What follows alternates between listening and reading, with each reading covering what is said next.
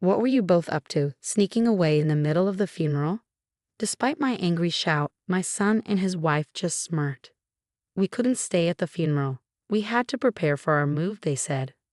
Upon closer inspection, I noticed the furniture had been swapped with theirs, and my belongings were piled up haphazardly near the entrance. What's going on? I asked, facing their astonished expressions. Starting today, we'll be living in this house. It would be best if you, mother-in-law, went to a nursing home or something, Lisa said with a grin. Are you serious? I couldn't believe what I was hearing. Yes, of course we're serious. Please retire and make way for us, old lady, my son added. I was shocked that they would do such a thing on the day of the funeral. But I quickly composed myself. Fine then, do as you please, I told Lisa with a forced smile. It seemed my son and his wife had completely forgotten something important. My name is Susan. I turned 51 this year. My pride and joy is my son William. He's been kind-hearted since he was a child, and he grew up to be a fine young man who cares for his parents. After graduating from college, William got a job in a company in New York City, but for the first few years he was assigned to work in Nebraska. It was lonely to be apart from William, but for his growth, my husband and I saw him off with smiles. Mom, are you and Dad doing well? William would call frequently. No health problems, he'd ask. At first, William, who had started living alone in a new place, called us frequently. Yes, your father and I are both fine. How about you, William? Are you eating well? Is work not too busy? I'd respond. I'm all right. Well, I eat out a lot, but I think of your cooking and pay attention to my nutrition. I want to eat your home-cooked meals, but I'll do my best here until I get used to work, William would assure us. My husband and I were relieved to hear our son's enthusiasm for his new job. But after a few months, William stopped contacting us as often. He could at least tell us if he's coming home for the holidays, even by the end of the year, I think. But he hadn't contacted us and didn't even reply to our emails. So in frustration, I called William's cell phone. Hello? A woman with an unfamiliar voice answered. Is this William's cell phone? I asked. Yeah, but are you a friend of Liam's? The woman replied. Liam. I was puzzled by the name. I heard William's voice in the background. Lisa, who are you talking to? Then Lisa, called by that name, answers William so that I can hear. Hello, William finally answered the phone. Oh, Mom, what's up? Instead of scolding the woman who insulted me, William coldly replied. Confused, I responded. Well, I was worried because you never contacted us. Are you coming home for Christmas? And is the girl who answered the phone earlier your girlfriend? Piss off, William said, using a word I had never heard him use before. What? I was shocked. I said you're pissing me off. Stop interfering in my life. It's so irritating, William yelled before hanging up. There was a time during his teenage years when he became cold, but I never imagined he would suddenly become so rude after becoming an adult. I stood there dumbfounded with the phone in my hand. Seeing my expression, my husband worriedly asked, What's wrong? Did you talk to William? I shared with my husband about the rude woman on the phone and how William had told me to piss off. Maybe it's her influence or maybe it's just him growing up. Let's leave him be for now, my husband suggested. Taking his advice, I restrained myself from contacting William. A year later, with almost no contact from William, he suddenly finished his rural assignment and called to say he was coming back to New York. As we waited for him at home, there was an unfamiliar woman standing beside our son whom we hadn't seen before. William, who is this? I asked. It's Lisa. I'm marrying her, William replied casually. My husband and I were surprised by William's words and looked at the woman, but Lisa didn't greet us and just talked to William. Is this your parents' house? It looks so old-fashioned and uncool, she remarked. Upon hearing her voice, I suddenly realized that she was the woman who had answered my phone call a year ago. When I gave my husband a pleading look, he immediately understood and asked Lisa, Seriously, Lisa, how long have you been dating our son? Huh, I don't remember. Are you the type who cares about how many years you've been dating, mister? Hilarious for an old man, she retorted. My husband, who had been polite to Lisa, was left with his mouth hanging open at her response. Instead of scolding her for her words, William just laughed along with her. This isn't going to work out, my husband muttered, just loud enough for me to hear. I couldn't agree more. We were against our son's marriage, but he and Lisa had already registered their marriage without listening to our opinions. They rented an apartment nearby and started their new life together. You're already married. What about the wedding ceremony? I couldn't help but wonder. Shocked by the news, I asked William. We don't really need a ceremony. Lisa thinks it's a waste of money, he replied. Despite living in a pricey rental apartment, William and Lisa often came to our house for dinner, claiming they didn't have enough money. Although we were happy to see William, Lisa constantly criticized my cooking. Mother-in-law, can't you make more fashionable dishes? This doesn't look good in photos at all, she'd say. I'm not making it for photos. If you have a problem, you don't have to eat it, I'd respond. But Lisa didn't seem bothered. After a year, William started to become more like Lisa, and he would insult us every time he visited. One day, after William and Lisa arrived, I was about to go shopping. William looked down on me and said, Mom, what do you think I called you for yesterday? You should have bought the ingredients beforehand. You're so inefficient. Both my husband and I began to dread William and Lisa's visits. Amidst this, I received even worse news. My husband was diagnosed with cancer. The doctor told us he had only 6 months left to live. Surprisingly, William and Lisa visited my husband in the hospital, perhaps concerned about his condition.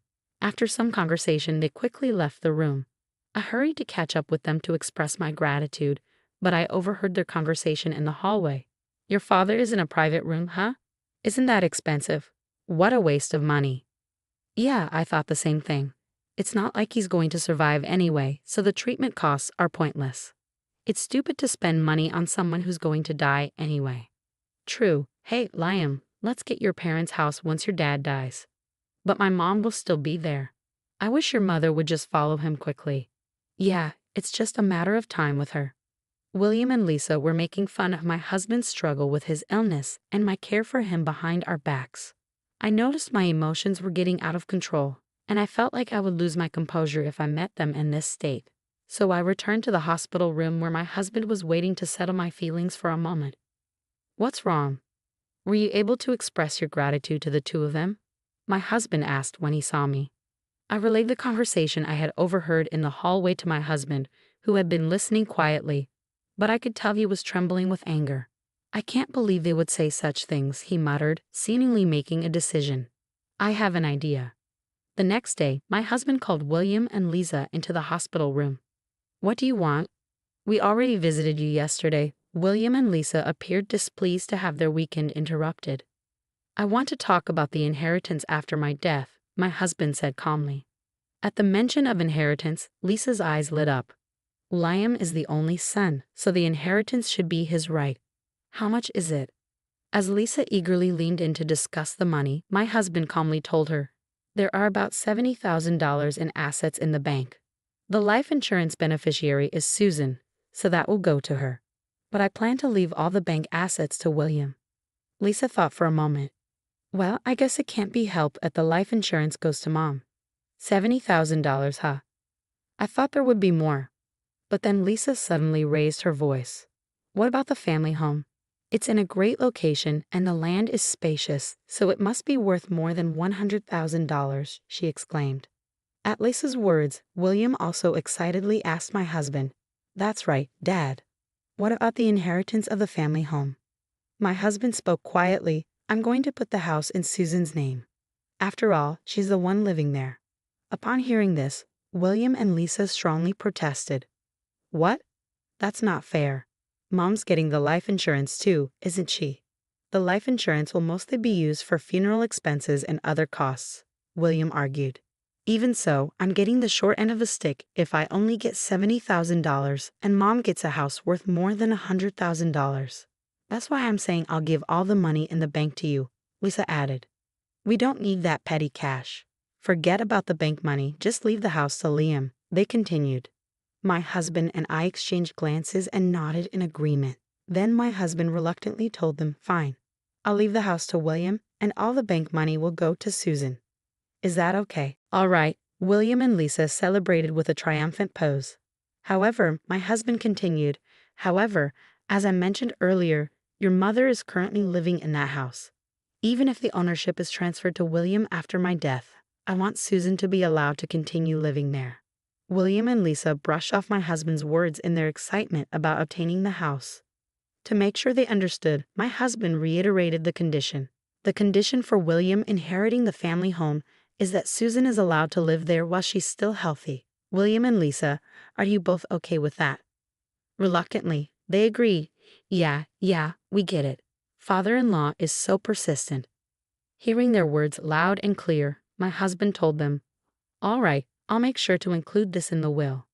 William and Lisa left the hospital room in high spirits, discussing how to spend the $100,000 they had just received, without even saying goodbye to us. A month later, my husband's condition took a sudden turn for the worse. The hospital did everything they could, but they couldn't stop the progression of the cancer, and my husband passed away. While I was busy organizing the funeral as the chief mourner, William and Lisa were visibly restless. Even during my eulogy, they whispered to each other and quietly left the funeral home.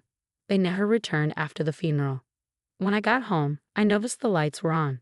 Feeling suspicious, I opened the door to find William and Lisa waiting inside. What were you two doing, leaving in the middle of the funeral? I exclaimed, but they just smirked. We couldn't be at the funeral. We had to prepare for our move, they replied nonchalantly. Looking around, I noticed that the furniture in the house had been switched with William and Lisa's. My belongings, which should have been in the room, were piled up haphazardly near the entrance. What's going on? I demanded. Lisa quickly interjected. From today on, we'll be living in this house. It'd be nice if you, mother-in-law, went to a nursing home or something. Are you serious? I asked incredulously. Yeah, we're totally serious. You old people should retire already, William added.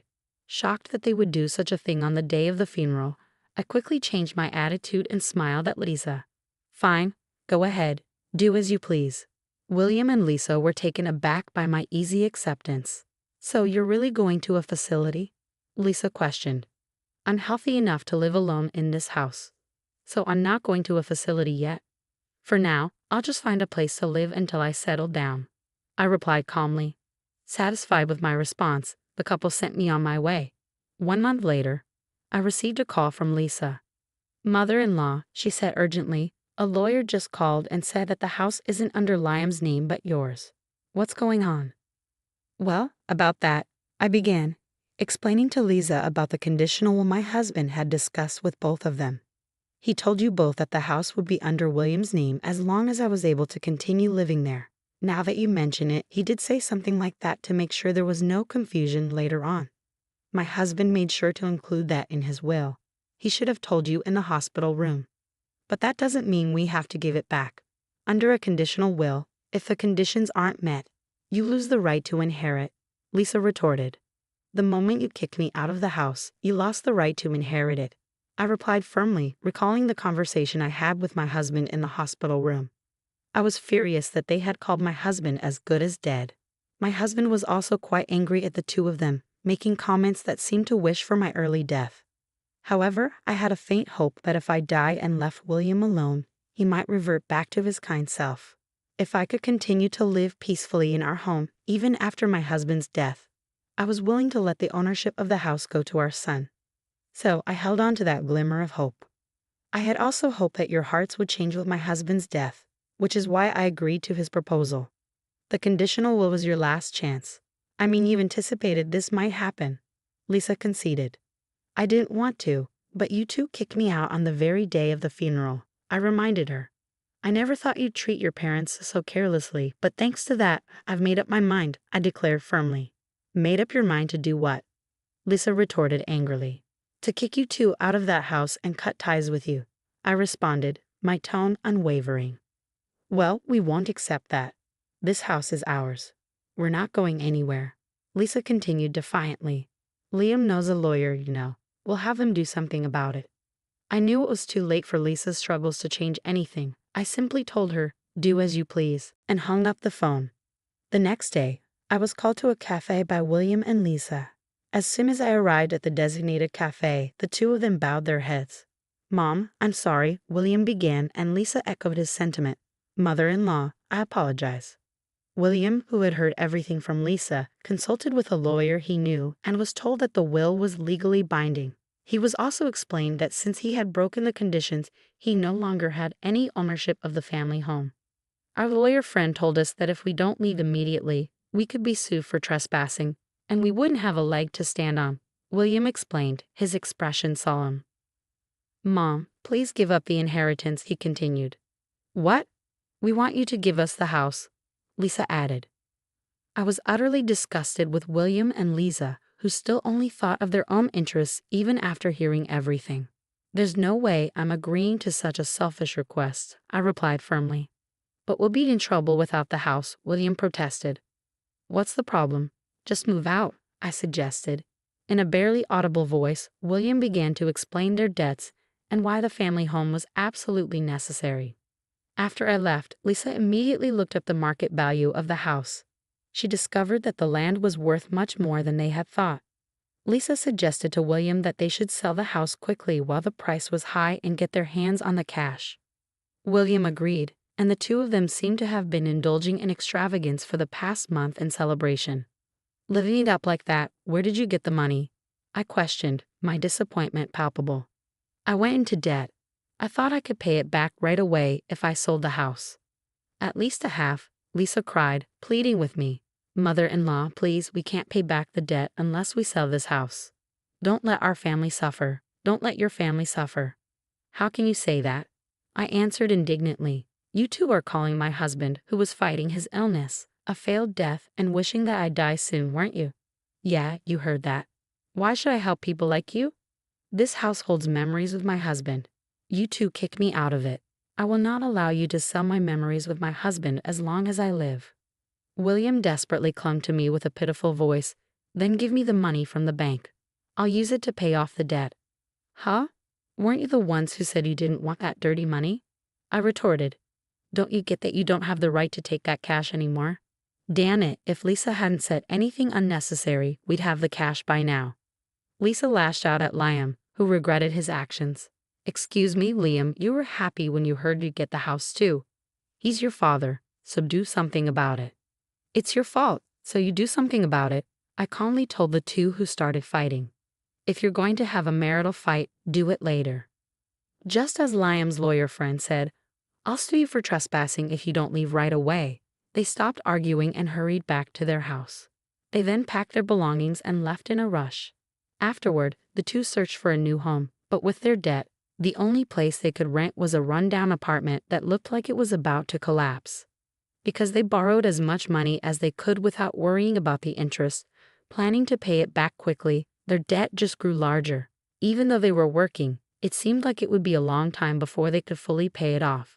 I returned to my own home after a month with everything going as planned with my late husband.